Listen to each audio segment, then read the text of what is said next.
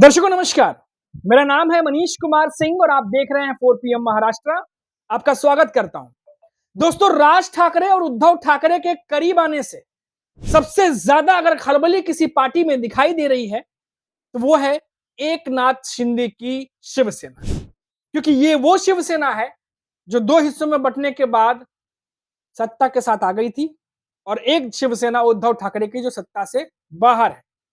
अब राज ठाकरे के उद्धव ठाकरे के साथ जाने से ऐसा लग रहा है कि दोनों ठाकरे ब्रदर्स जो हैं वो शिवसेना जो शिंदे गुट है उसके वोटर्स को अपनी तरफ खींच सकते हैं। आखिर क्या वजह है कि एकनाथ शिंदे की शिवसेना के नेता इन दिनों राज ठाकरे और उद्धव ठाकरे पर खुलकर बयान दे रहे हैं?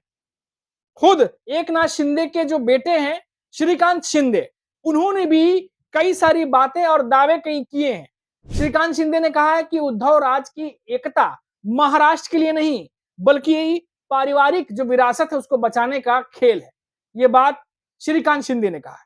पहले आपको बताते हैं कि आखिर एकनाथ शिंदे के पार्टी के भीतर इस तरह की बयानबाजी क्यों चल रही है।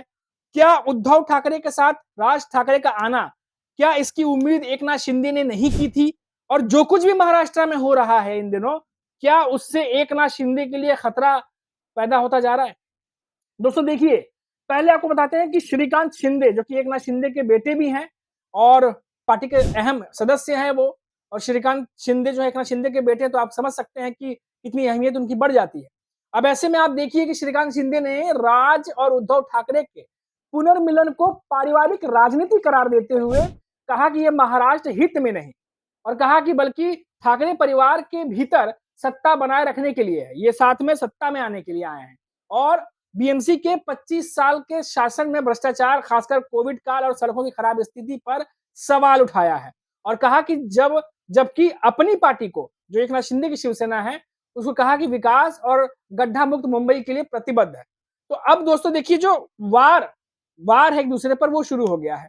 अब श्रीकांत शिंदे का कहना है कि महाराष्ट्र नवनिर्माण सेना के प्रमुख राज ठाकरे और शिवसेना यूबीटी के जो प्रमुख है उद्धव ठाकरे, दोनों केवल ठाकरे परिवार के भीतर सत्ता बनाए रखने के लिए फिर से एक हुए हैं और उनके पुनर्मिलन का राज्य में जो हित है उससे कोई लेना देना नहीं है। और आपको इस बात को लेकर के अब वो जो दोनों भाई हैं उन पर निशाना साधा जा रहा है। अब सवाल ये उठता है कि आखिर एकनाथ शिंदे के नेता अचानक से राज ठाकरे उद्धव ठाकरे पर इस तरीके से हमला क्यों बोलने लगे? क्या जो बीएमसी चुनाव है उसके मद्देनजर एकनाथ शिंदे के भीतर नेताओं को ये लगने लगा है कि अगर मुंबई और ठाणे के आसपास एकनाथ शिंदे को सीटों का नुकसान हुआ तो वो सबसे बड़ी वजह उद्धव ठाकरे राज ठाकरे का साथ आना हो सकता है? क्या यही वजह है कि अभी से जनता के बीच में दोनों के साथ आने के पीछे का कारण जो है वो जनता को बताने की कोशिश की जा रही है, जो एकनाथ शिंदे परसेप्शन सेट करने की कोशिश कर रहे हैं, या राज ठाकरे उद्धव ठाकरे जो अपनी बात पहुंचाना चाह रहे हैं लोगों के बीच वो पहुंचेगी? क्योंकि अब ये जो लड़ाई है ये बहुत दिलचस्प लड़ाई हो गई है दोस्तों। लोकसभा विधानसभा चुनाव तक ये सिचुएशन नहीं बनी थी, ये समीकरण नहीं थे, लेकिन बीएमसी चुनाव में ये जो समीकरण बने हैं ये एकनाथ शिंदे के लिए मुसीबत बनते जा रहे हैं, खासकर बीजेपी के लिए भी। क्योंकि अब बीजेपी जो है वो सबसे बड़ी पार्टी बन के उभरना चाहती थी, उभरी, लेकिन बीजेपी को ये लग रहा था कि इस बार महापौर जो है, मेयर जो है वो बीजेपी के पार्टी से कोई बने और इसके लिए उन्हें सबसे ज्यादा सीटें जीतनी पड़ेंगी। और ऐसे में अगर बीजेपी को भी कुछ परसेंटेज के मार्जिन से उद्धव ठाकरे राज ठाकरे अगर वो नुकसान पहुंचाने में कामयाब हो जाते हैं तो बीजेपी के लिए भी बहुत मुश्किलें हो सकती हैं। देखिए, अजीत पवार के वोटर्स राज ठाकरे और उद्धव ठाकरे के साथ जाएंगे या नहीं जाएंगे ये भी कह पाना मुश्किल है, लेकिन एकनाथ शिंदे और बीजेपी के वोटर शिफ्ट कर सकते हैं क्योंकि वो भी हिंदुत्व पर चुनाव जो है वो लड़ते हैं, संबोधनों में हिंदुत्व की बात करते हैं। ये दोनों पार्टियां भी हिंदुत्व की बात करती हैं और इसीलिए कहा जा रहा है कि ये लड़ाई बड़ी दिलचस्प हो गई। अब देखिए दोस्तों, श्रीकांत शिंदे उन्होंने कहा है कि पारिवारिक राजनीति के लिए ये तमाम चीजें की जा रही हैं। लोगों ने देखा कि बीएमसी में 25 सालों तक क्या हुआ, क्योंकि उद्धव ठाकरे की शिवसेना का वहां वर्चस्व है 25 सालों से, और उन्होंने उसी 25 सालों का नाम लेते हुए कहा है कि किस तरीके से चीजें जो है वो ठीक नहीं हुई हैं उद्धव ठाकरे के कार्यकाल में। हमारे कार्यकाल में विकास देखिए कितना ज्यादा हो रहा है, ये बातें वो कह रहे हैं।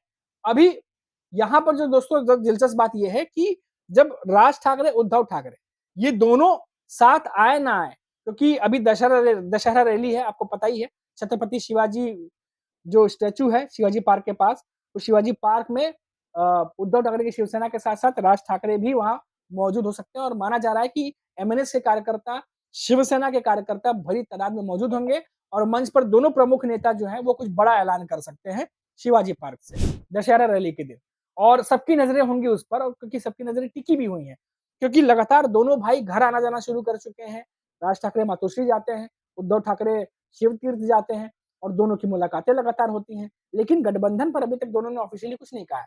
अब देखिए, देवेंद्र फडणवीस के खिलाफ दोनों भाइयों ने, जो मराठी अस्मिता है, भाषा को लेकर के लड़ाई लड़ी। स्कूलों में जो 3 भाषा करने वाले थे, उसको रोकना पड़ा फडणवीस सरकार को।